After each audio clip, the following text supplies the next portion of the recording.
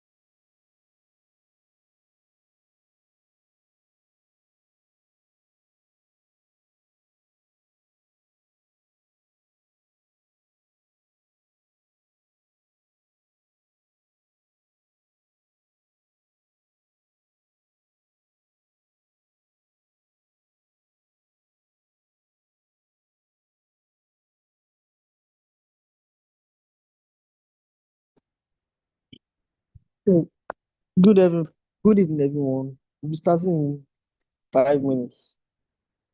Thank you.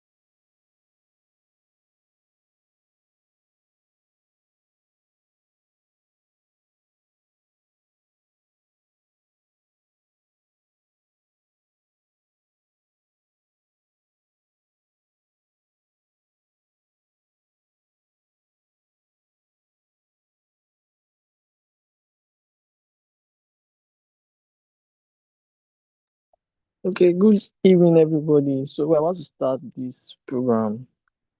So,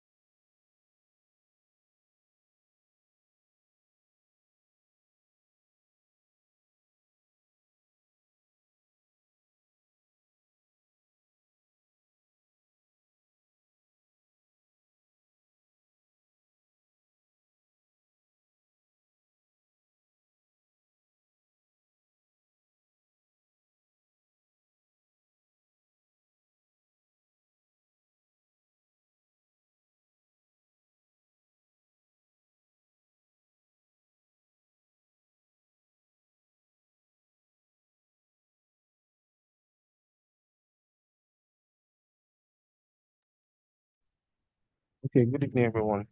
We're about to start now. So, meet our moderator. His name is Ekono Daniel, the president of SP Novena. So, Danny, are you here with us?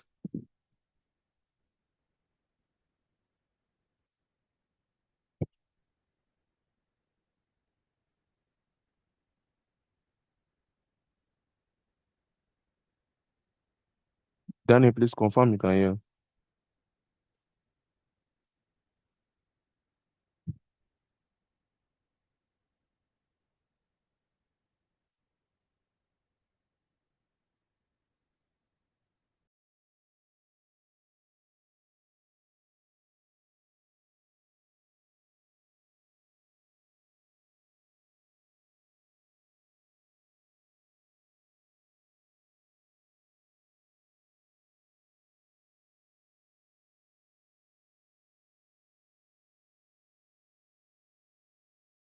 Okay, in the absence of Danny, I'll be moderating this program. So we'll be moving forward to the next agenda.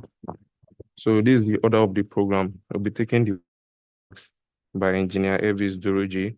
Then we'll take the safety moment by Amoze Precious and the introduction of the speaker by myself, Odogu Favor. The lecture will be held by Okun Williams Wisdom. The question and answer session, the closing remark, and the photography session by Tonga Betel. So, okay, we'll be starting with the opening remark by Engineer Elvis Doriji, the SP Worry Programs Chairman. Please, Miss Engineer Elvis, are you on the call with us?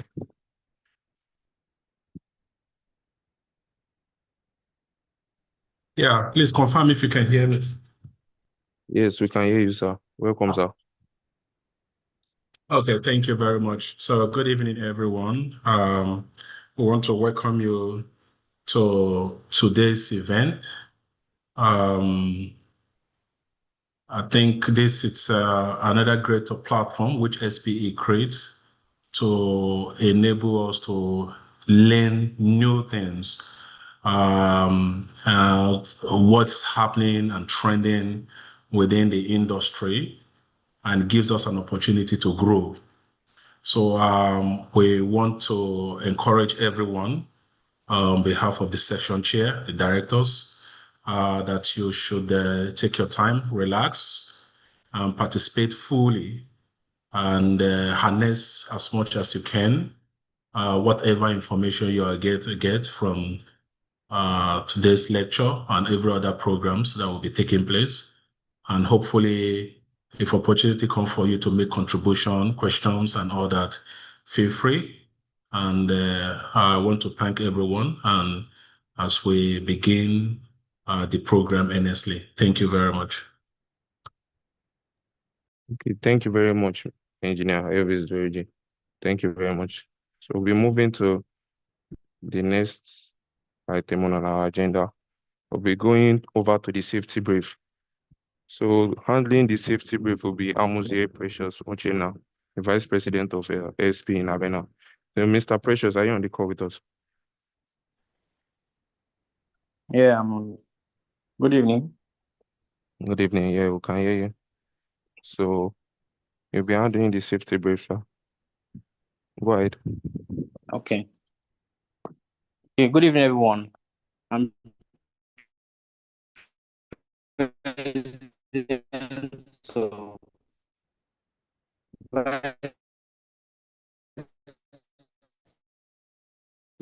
President of Safety Brief. Okay. Raise your hand to speak. Use the chat button. See comment. Few questions.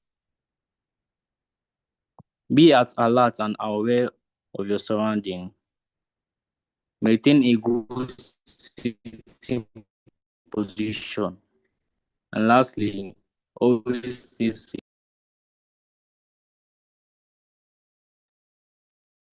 Okay, thank you, Mr. Precious, for that wonderful safety brief. So we'll be moving forward to the introduction of the guest speaker. Myself, Odugu Fewebe, the President of SPPTI chapter. So meet our guest speaker. Our speaker is Okon William Wisdom, the role of operator trainee at Seplat Energies. And okay, I'll be reading his biography. The William Wisdom Okon is a distinguished petroleum engineer from the Petroleum Training Institute from Delta State, where he specialized in petroleum engineering technology with a strong expertise in rig and well operations, offshore production, process safety, and gas compression systems. He has gained practical experience in Seplat Energy as an operator trainee, where he worked across a spectrum of upstream operations, including wellhead controls, offshore production facilities, pigging operation, turbine systems, separation processes, waste heat recovery units, gas compression platforms, and NGL extraction facilities. This exposure has deepened his technical expertise in both onshore and offshore environments. A proven leader, William has served as the president of Society of Petroleum Engineers Student Chapter at PTI in 2022-2023 session, where he championed technical engagement, student development, and industry collaboration. His dedication earned him the Best Student Volunteer Award, SP Warri Session 104 in 2023, and the SP African Regional Student Chapter Recognition Award in 2023, affirming his impact on the energy community. Driven by a passion for energy innovation, process safety, and sustainable petroleum operations, William is committed to advancing excellence in oil and gas facility management while contributing to global energy solutions. So, wow, this is a very great portfolio. So, Mr. Williams, are you on the call with us? Yeah, good evening, everyone. Please confirm you can hear me. Yes, we can hear you. All right, Welcome. thank you very much. I believe I can take over from here, right? Yeah, you can go ahead. You can take over. Okay, thank you very much.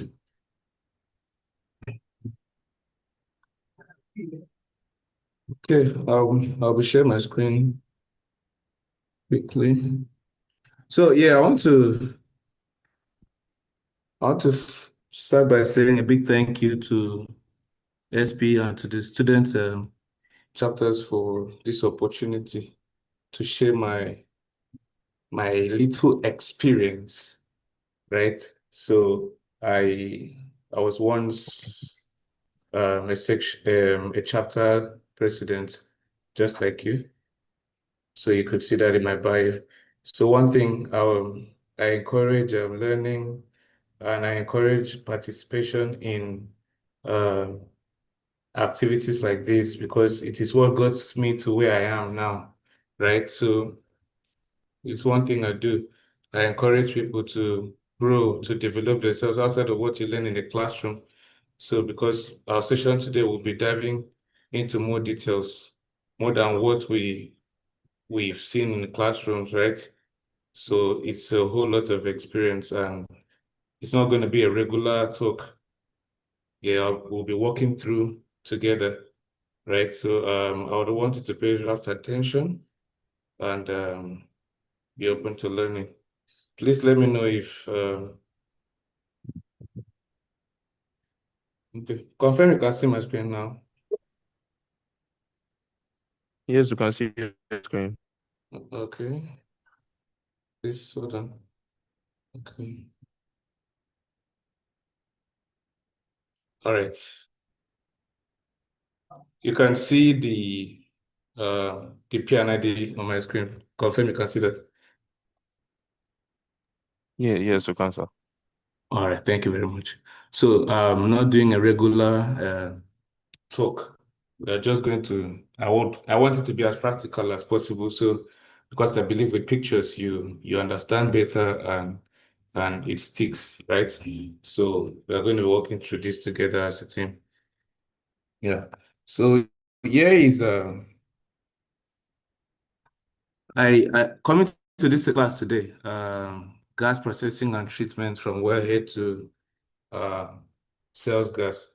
So here is a typical, schematic to just, walk us through. And I'll be starting quickly, and I think I'll be asking questions also in between. So I'll be sure you're following. I hope this is large enough for you to see. I hope it's big enough for you to see. All right. So from the wellhead, oil and gas, we have them in our reservoirs.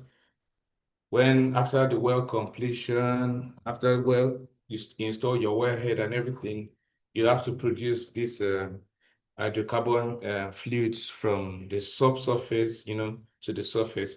And what are the things that makes this possible? Your Christmas tree, right? The entire wellhead assembly, the Christmas tree, which is assembly of valves and fittings to help do this, right? Yeah. So another thing I would like us to take note of is sales gas. Sales gas. Yep. So when we are talking about sales gas, it's majorly the natural gas that we extract from the associated gas, right? Then due to agreements and specifications between the customers, in this case, the selling company and whichever company organization is buying, you have to have agreements. There should be specifications to be met. These specifications will be looking at impurities. Oh, how much water should be in our product? How much carbon dioxide should be in the product? How much H2S, sulfur, should be in the product? How much mercury should be in the product, and so on and so forth, because we want our gas to be up to specification to meet our customers' requirement. So this is for the sales gas. Now, I'll be walking you through how do we get this out from the well and through the series of, operations to get this done. Okay, and now we'll begin. So here we can see a single wellhead tubing or assembly. I just use this for illustration purpose, right? Now we have our SCSSV. I don't know. I hope you're following up, right? So we have our SCSSV here. So who can tell me what the SCSSV is?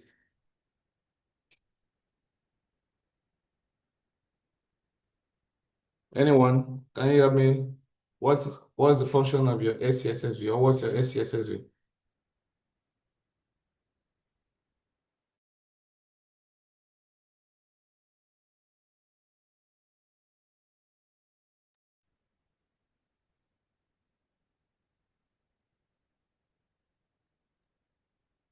Our SCSSV is a surface controlled subsurface safety valve.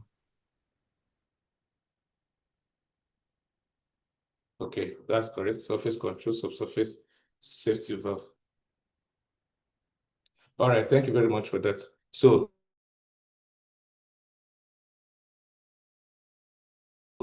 now we have to open up the SCSSV. you open up your SCSSV to produce from your well bore. By the time you produce from bottom of the well, you produce from the bottom of the well through this series of valves and fittings. You go through your master valves, go through your wing valves, and which are now your master valve is your SSV, your surface safety valve. Then in some cases, you may have a wing SSV, depending on if the well is a low pressure well or high pressure well. These are things you should take note of. If I were you, you may not get this information anywhere. All right. So now you run your well through your test separators to know, okay, what's the amount of crude I'm producing, what's the amount of gas I'm producing, how much water is flowing through my well. This is why you're doing your well testing, right? In order to know the quantity and quality of your product. So if you move through this test separator, you know, basically oil is going to be where? Oil is going to be on top of water. Water is going to be at the bottom, oil will be in the middle, then we have gas on top. Yeah, so it's just density. So moving further, I'll just take you through the test separator. So your well, everything flowing through here is going to flow through the production header, right, to your production separators. When you flow your well, you flow through your production header to your production separators. Now, coming to your production separators, you can have a low pressure and a high pressure separator, depending. If I have a high pressure well, I'll need to have a high pressure separator, and in some cases, a low pressure separator. Why will I want to do that? Why would I want to have 2 stages of separation? Can somebody help me with that?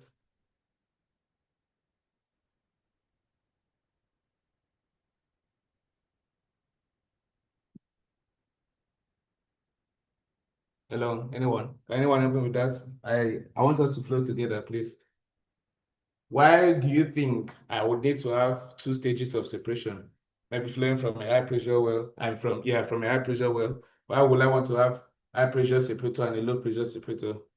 Anybody?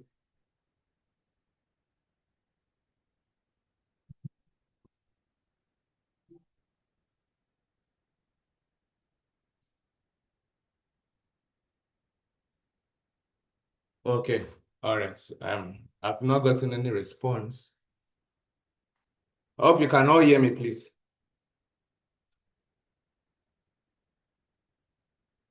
Moderator, confirm you can hear me. Yes, we can hear you, sir. Okay, all right.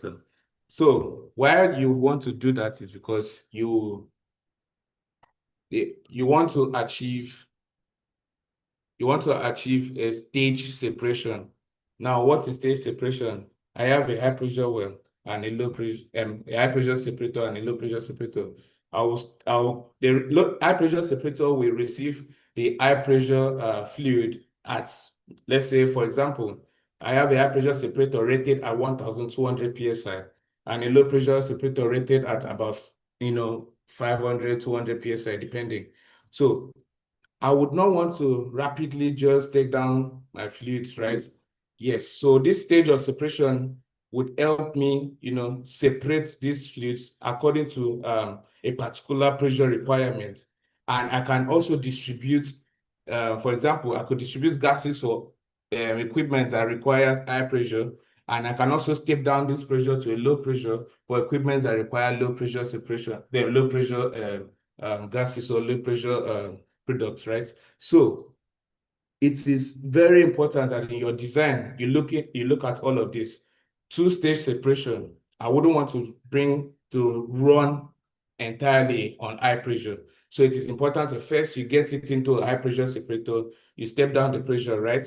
Then you come into a low pressure separator and bring down the pressure further. So that is one of the things you also look at. Again, those 2 stages of separation will help you achieve a more effective separation.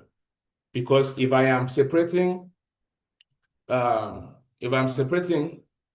first in the high pressure separator and flowing through again in the low pressure separator, you'll see that your separation is going to be more and more effective because there is enough residence time. There's enough residence time for your water to come out of the of emulsion, right? You know, the fluid is coming in emulsion, and your associated gas also in there, right? So your water will break out, settle at the bottom, your oil is going to be at the middle, and your gas is going to be up top. So this gives you effective and efficient separation as well. Then you consider other things again. Your choice of separators, either vertical or horizontal, is depending on the amount of fluid. If I am dealing with products, maybe I'm having more crude. If I'm dealing with more crude, I will not be using an horizontal vessel. Do you understand? So if I'm doing more crude, I'll be looking at a vertical separator. If I'm having more amounts of gases, I'll be considering an horizontal separator because of the volume. So these are also some considerations we look after. So at any point in time, your gases are leaving up top, while your crude or let me say your liquid, both crude or water, will leave at the bottom, right? So if we go up top, let's continue. Now, we've collected our gas from the crude and water. What are we looking at next? Once you've taken out the gas from the crude, remember we are focused on sales gas, right? So once you've taken out your gas from your crude and water, now you choose to produce your crude and you take out the water and you still run your processes. But again, the associated gas that is there that we've taken out during that separation process, because during separation process, as the product flows in, pressure drops, right? I mean, velocity drops, pressure drops. Then what happens? Your gas begins to come out of the liquid phase. So once that happens, your gas is beginning to come out of the liquid phase, it vaporizes. When it vaporizes, and due to some other components incorporated in the design of your separators, example, baffles, the demister parts, and many other components, right, to help in making separation more effective. This it helps the gas to leave up top without taking much liquid out with it. We don't want our liquid that is crude or water to leave with our gas phase. Now you understand better as we progress. The gas that leaves your separator comes into what we call a gas treating and processing phase. What do I mean by that? What I mean is we are going to take out CO2 and H2S during gas treating phase. Now, during your production and testing, your engineers will also look at the components or the composition of your product.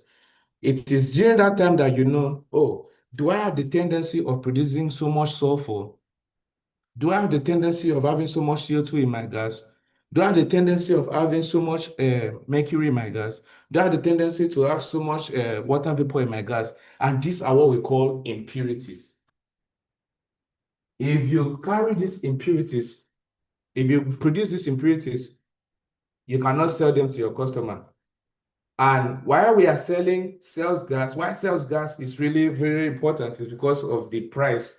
It is more valuable to sell gas, to sell these lighter fractions than to sell them when they are in the heavy components, like to sell them in a mixed phase.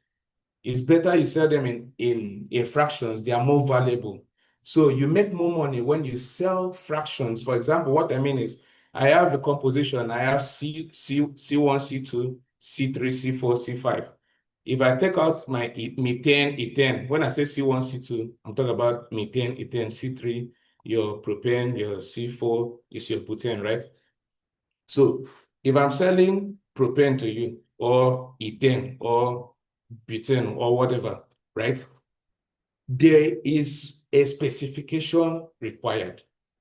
All this should be taken care of in the gas processing, conditioning, and treating phase.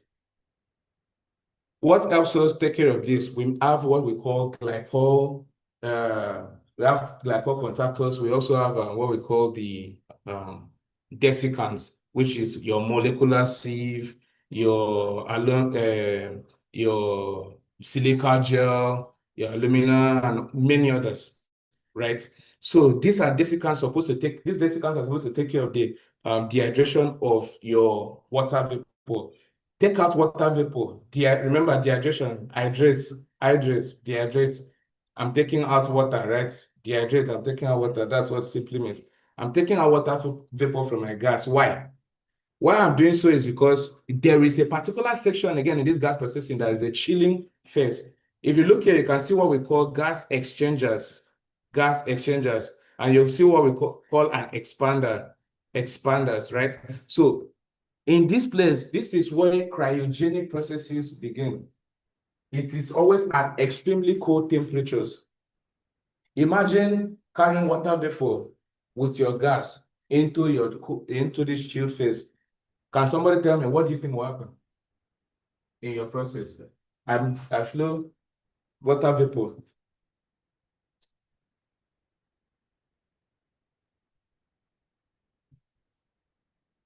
Can somebody help me? If I go with water vapor, hydrate formation, good. Someone says hydrate formation, that's nice. Hydrate formation. Yep. Any other person? Okay, that's correct, right? So what that simply means is I'm going to plug my line. Why? This water vapor with my gas, when they go there, they get chilled, they become ice, right?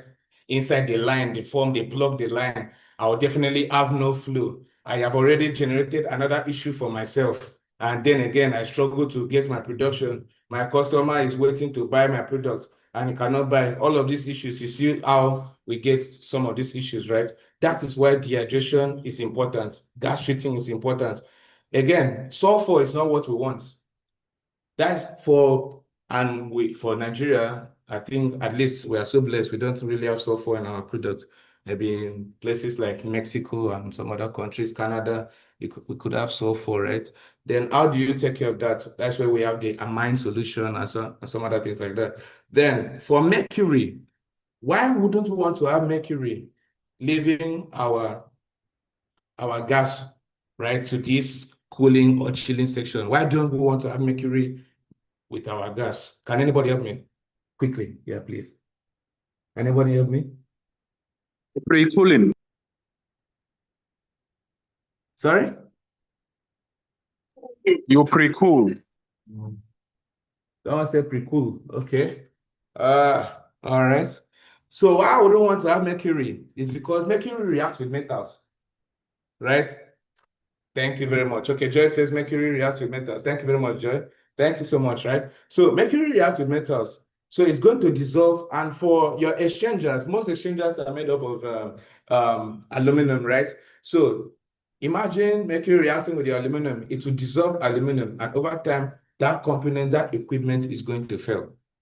It's why we don't want to have such impurity living with our products. So please take note of that. That's an interview question, huh? So if we flow through your exchanger, we have what we call a cold separator or HP separator, depending, right? You receive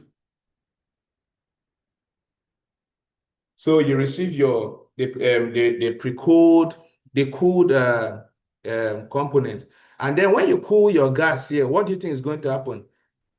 You have dropped the temperature and you have dropped the pressure. What is going to happen?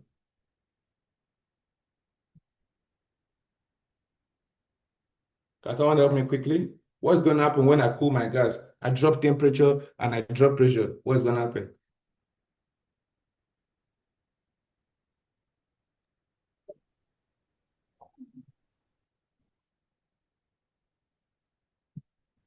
Anyone quickly, please? I drop the temperature and pressure of my gas. What's going to happen? I drop it so much. What's going to happen?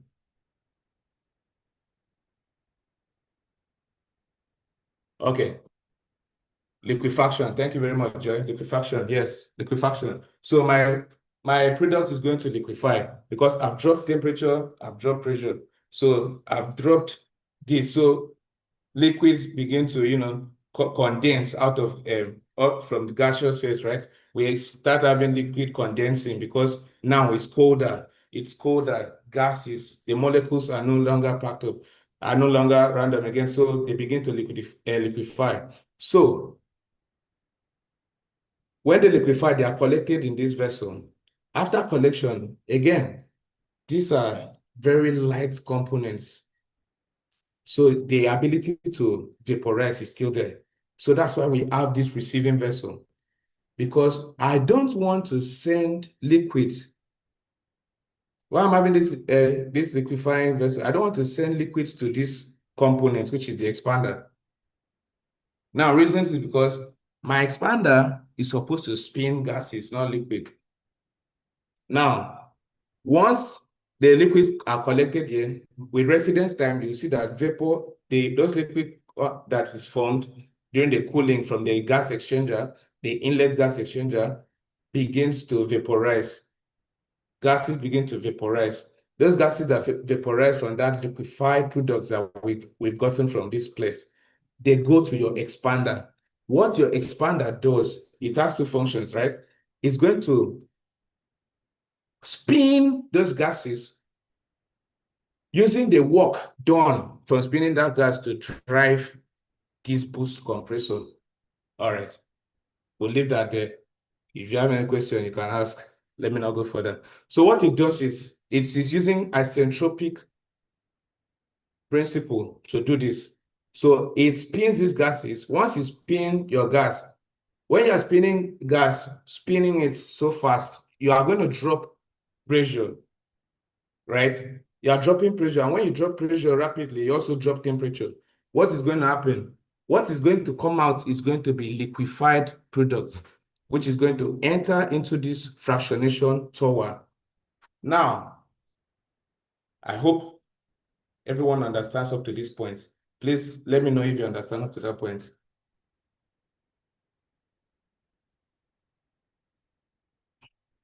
All right, thank you very much for that reaction. Okay, right. So what is the principle of operating a fractionation tower? We're using distillation. We're using distillation, right? That is separation by the use of boiling point. So differences in boiling points. Now, for every fraction, remember, we've gotten the gases out from the associated gas. We took it out, right, from our products, and we went through all this series of processes that finally landed here. So now we are having a mix of C1, C2, C3, C4, C5 plus, right? But maybe we're interested in, my customer wants to buy maybe methane and ethane, which are lighter ends, let's say C1 and C2. My customer wants to buy C1, C2. He does not want C3, C4, C5. If there must be C3, maybe my customer is saying, I only want about 1.5% more percent of C3 leaving or coming. I wouldn't want anything more than that. Why? Is because, normally in every process, it cannot be very perfect, right? So you may have maybe slight issues or slight offsets, but then again, you should meet your customer's specification. Thank you. So one of the reasons, one of the ways we can achieve separation by boiling point, if you look here, we have what we call a reboiler. Now, the reboiler is meant to collect the product, some of the products from the bottom, right? They go through this reboiler, they get heated up, go back in here, they boil off the lighter ends from the heavier ends. So as they are boiling off the lighter ends, we collect some of these lighter ends. We do what we use reflux. It's not shown here, but you use some as reflux, right? So you send the reflux back into the column. You are taking part of the lighter ends. You take them as reflux, get them back into the column. Now, we are trying to create what we call a countercurrent flow. Intimate contact. We want intimate contact between the rising vapor and the falling liquid. What this does is that it helps improve in obtaining and maintaining product purity. Now, as your reflux is falling back into the tower with your feet, right? And your vapor is being heated up by the reboiler, is heating up, right? It's going up. Vapor, hot air rises, so your vapor is rising up. The falling liquid now will suppress or help condense any heavier component that was trying to escape out as vapor. Then for the condensing liquid going to the bottom, if we have lighter ends here at a particular temperature, once we heat them up, remember a difference in boiling points. At a particular temperature, once we heat them up, the lighter ends, which is C1 and C2, should be able to leave the bottom and go up top. Now, once it leaves the bottom and goes up top, we route it to what we call maybe your overhead condenser or your reflux condenser, no matter what the case may be, right? So what you want to do now, you want to heat it up a little bit. We'd like to heat it up. Why are we heating it up? You know, it's very cold coming out of the column, and we want to heat it up before sending it into what we call your compressor.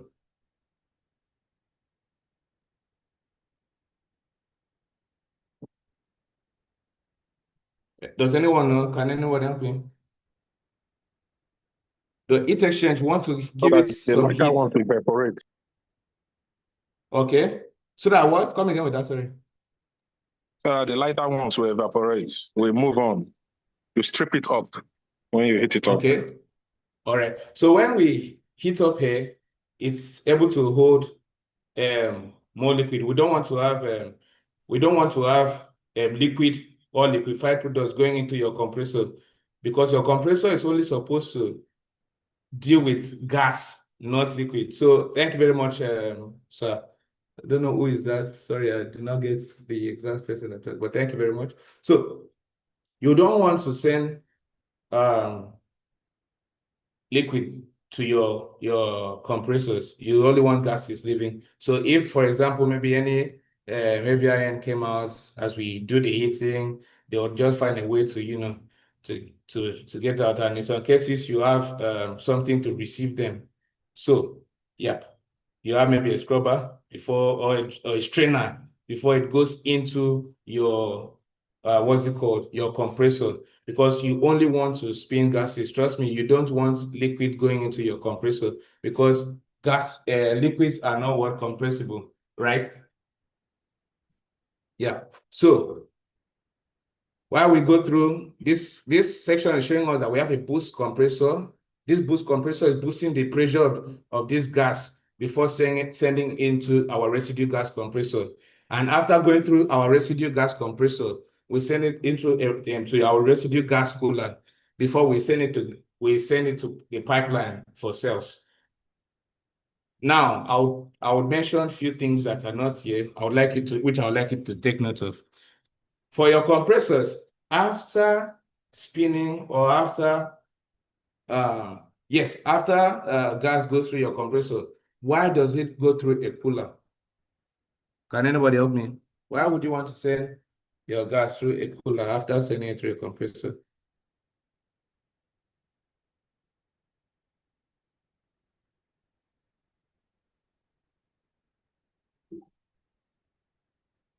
Can you help me? Why do you think it's maybe your thoughts? Okay, I after compressing, I want to send. Thank you very much. Okay, just says when you compress a gas, it becomes water. Thank you. When you compress gas, it becomes water.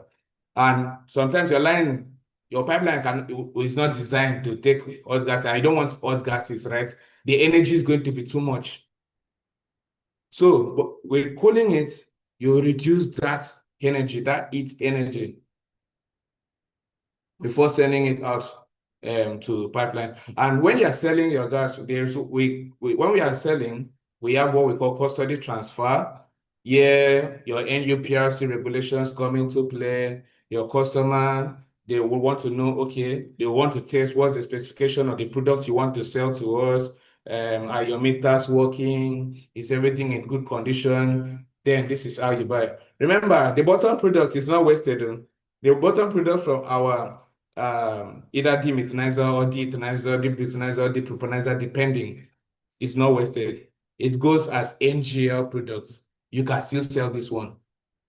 You can further send this to maybe your deep propanizer to, get out propane from your C4 plus. You can also send it further to your deep butanizer to take out butane from your and sending the C5 plus to storage, and you sell them also. So depending, remember, it's more valuable when you sell them in fractions. It is more valuable when you sell them in fractions. Thus, the essence of all this processing, separation, distillation, and all of that. So it's more valuable when you sell them in fractions. That's why it's always better to sell in fractions, because you make more profit. So with that being said, I hope I've been able to walk you through from the wellhead to sales gas. I don't know if you have any question for me. I'd like to take quickly. This is 5:56. Thank you very much. Sorry, I could not touch a huge portion because I know very well that we do not have enough time. So you can ask questions now. So areas you do not understand or areas you want me to, explain further. Thank you very much. Okay, Mr. Okon, thank you very much. That was a very impactful section. Thank you very much for the powerful and enlightening session. So I'm sure we have a lot of questions. I'm sure we have a lot of questions to ask Mr. Okon.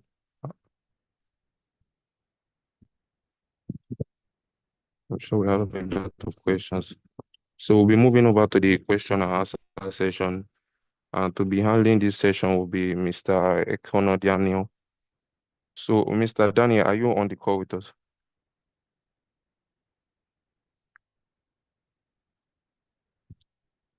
Mr. Daniel. Okay, in the absence of Mr. Daniels, we can ask, if we have a question, please, you can raise your arms, raise your virtual arms. And if you can also type your questions down in the comment section. You can also write down your questions in the comment area for Mr. William Okon.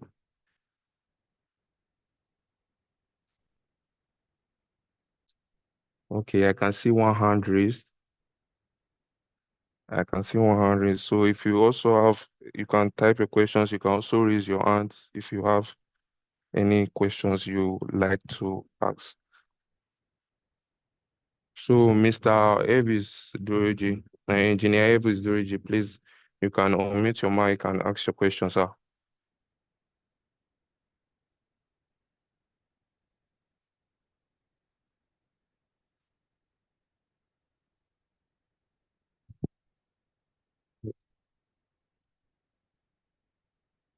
Mr. Evis, you can unmute your mic and ask your questions, sir.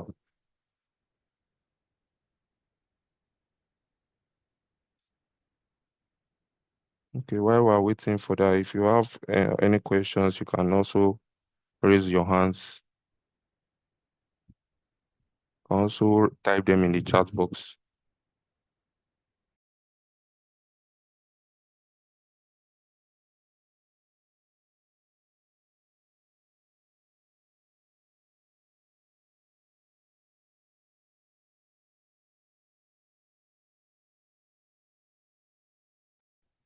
Okay, I thought I saw, okay. Okay, we have one question in the chat box from Joy. Please confirm if you can hear me now. Okay, yes, Mr. Evis, can you hear Sorry, now? I've been talking since. Yeah, okay. All right. Thank you. Thank you so much for the presentation. This is very rich. So my question will be on the dew pointing process. I just want to find out, though you didn't talk about it, but I just want to find out at what stage do you think you can use a Joe Thompson or a expander, which you just mentioned, or a twister technology or mechanical refrigeration. So at what stage do you think you can apply any of this dew pointing process? Though in your own process, you talked about the expander. So what, assuming I want to design based on my feed gas and all that, what are the attributes that can say, okay, I want to go for a twister technology, an expander, or maybe maybe mechanical refrigeration, whichever way, if you get the question. Thank you. Okay, sorry, if I get you correctly, are you saying, okay, in what at what stage do we make use of expanders? Yes, at what stage, whether based on economics or the nature of the feedstock of the gas or whatever, what stage do you say, okay, I want to use an expander, maybe I want to do a deep dew pointing, or this is a light one, so I can go for a Joe Thompson's valve. So at Okay, what stage do you think you can you deploy any of this, either economic reasons or as a result of the nature of the feedstock or any other process, if all right, you okay. understand? Yeah. Okay, fine. Yeah, so I'll answer to the best of my ability. So, right. So if I use, I'll tell you for free that we choose expanders or Joe Thompson valves based on operation of our towers, right? If when we want to get best purity. Now, one thing worthy of notice, if I'm using a Joe Thompson valve, my ability to recover as much from the product is going to be reduced, sometimes to about 60%. Let's say if I am producing or recovering so much from the tower using the expander, I can recover up to 100%. But with the Joe Thompson valve, I'm going to do 60%. Why? Now, with the expander is using isentropic expansion. That means it's making use of a mechanical work, right? And it's making use of the energy from the gas. It's taking the energy from that gas to also turn or spin your compressor. So therefore, what is coming out from that expander is going to be lower temperature and lower pressure products going to your what's it called? Your tower now. So you're having enough NGL liquid, right, going into that tower. But with the Joe Thompson valve, it's just using the Joe Thompson principle, adiabatic expansion. Your gas just goes through, there is no work done by that gas, right? It just passes through that restriction, pressure, temperature drops, right? So it's not going to be as cold and the pressure is not going to be so low as products coming out from your expanders. So you consider how much you will make. Now, this is a profit, right? So you can call it economic, it falls into the economic standpoint. Now, how much profit am I going to make if I use a Joe Thompson valve to operate? But then if your expander is out of service or is not in service, it's also good that you also have maybe a Joe Thompson valve to support. But what you know is once you're operating with your Joe Thompson valve, you're not going to be recovering as much product as you would when you're using your, what's it called, your expander. So I don't know if that answered your question or that left it enough. Yeah, excellent. Thank you very much. Thank you. So in addition, there's what we call the mechanical refrigeration. If you are having a very low pressure, if the feed gas is very low and you don't have the luxury of pressure drop, because whether Joe Thompson or expander, they all work with pressure drop or by through expansion and all that to effect the cooling. But if you don't have that pressure regime, pressure drop, maybe your sales gas pressure is almost close to your feed gas pressure, then you can now use a mechanical refrigeration. It's just like a refrigerator, which you can just pass through that gas and effect your cooling, and you are good to go. Thank you very much. Well done. Thank you very much, sir. Okay, thank you all for that. I will have another question in the chat box from Joy. So our question says, why don't we have depentanizers? So Mr. Williams, could you help us with that? Okay. Okay, right, sir. So you can hear me, right? Yes, we can hear So you. we actually do have depentanizers. We do have depentanizers. So now, but again, are they common in the industry? No, basically more in refining. So what's the essence of using depentanizers if maybe using these are already liquids? So I wouldn't want to go through depentanizers, right? No, except maybe those that are refining, they may have a depentanizer. But yes, for we that maybe are just taking out the sales gas and these are already liquid, so we are not refining. We're not trying to get petrochemical products here, right? So hence, there's no need for going through depentanizers. Because when we talk about pentane, we are looking at C5 plus. These are liquefied, these are liquids, these are crude oil. This is crude oil already, right?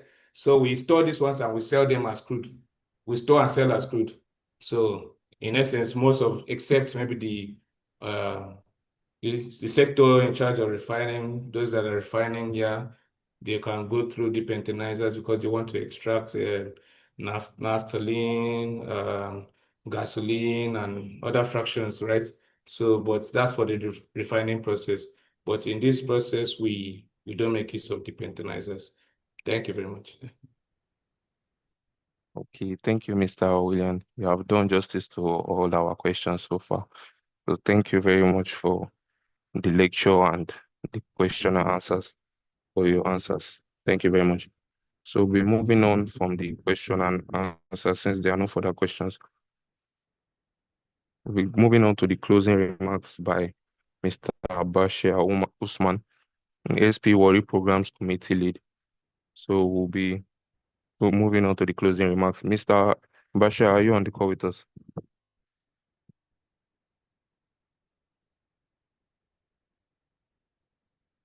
Mr. Bashir, Mr. Usman, are you on the call with us?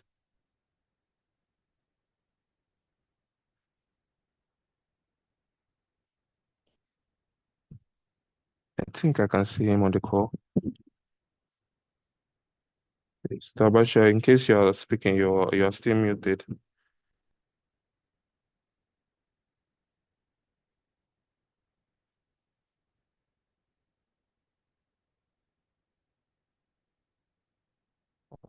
Okay. Seems, Yeah, hello. okay. Good evening.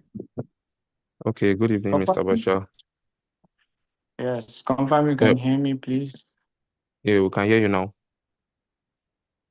All right. Thank you very much, Favor. Okay, go ahead, sir. So, on behalf of the section chair of SP Worry section and the student liaison officers, I would like to extend my sincere appreciation to everyone who joined us today. A special thank you and heartfelt appreciation to our speaker, Engineer Okon William, for illuminating the journey of natural gas from wellhead to sales gas with such clarity and depth. You successfully reminded us, for those of us that have long forgotten how classroom setting is, you brought back that teacher-student interaction. I really liked that, and it was insightful. So it also shows how our industry is always move forward through knowledge, innovation, and the passion for young professionals like those that are here for learning.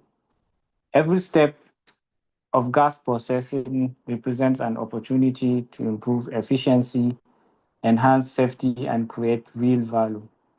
So to the students and early career engineers present, let this be a spark to keep learning, to stay curious, and to see yourself as part of the next generation shaping the energy future. Thank you once again for joining. Keep striving, keep growing, and keep leading with purpose.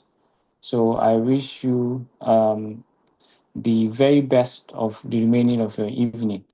Thank you very much. Over to you, Favor. Okay, thank you very much, Mr. Osman. That was a very powerful closing remark.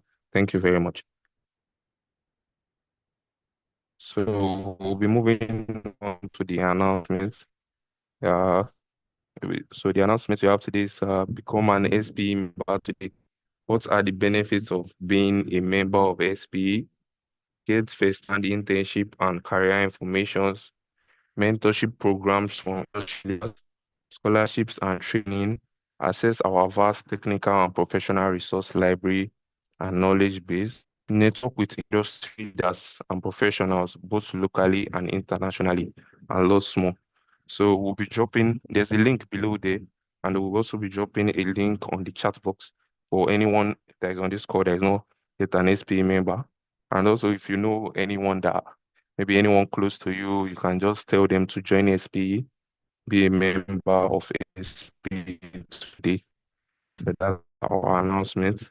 So moving on, we'll be going on to the photograph and networking session. So handling this photograph session would be Wole Bile Betel Itwa, the Vice President of SPE BTI chapter. So Betel, are you on the call with us?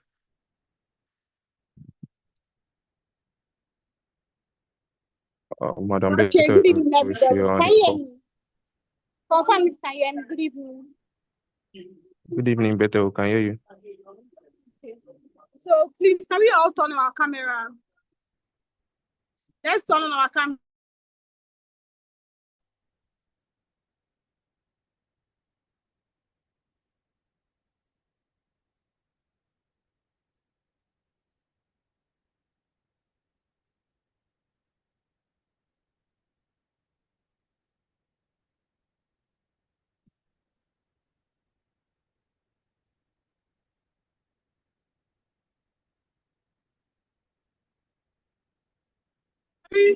Good evening, can you hear me?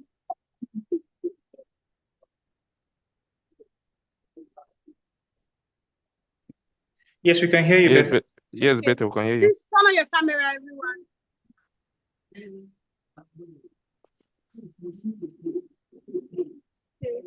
Now, SPE. Cleaner Solution energy. People Energy. Yes, can you hear me? Yes, we can. SPE. Cleaner energy. Solution People's Energy. Okay. Thank you. Thank you. Okay, you, thank you everyone. very much. Thank you very much, Ms. Betel. Thank you for that. So, with the end of the photographic session, we're coming to the end of this program. Thank you, everyone, for joining and participating in this program, this enlightening session. Thank you very much for coming. Bye. Thank you. Thank you. Bye.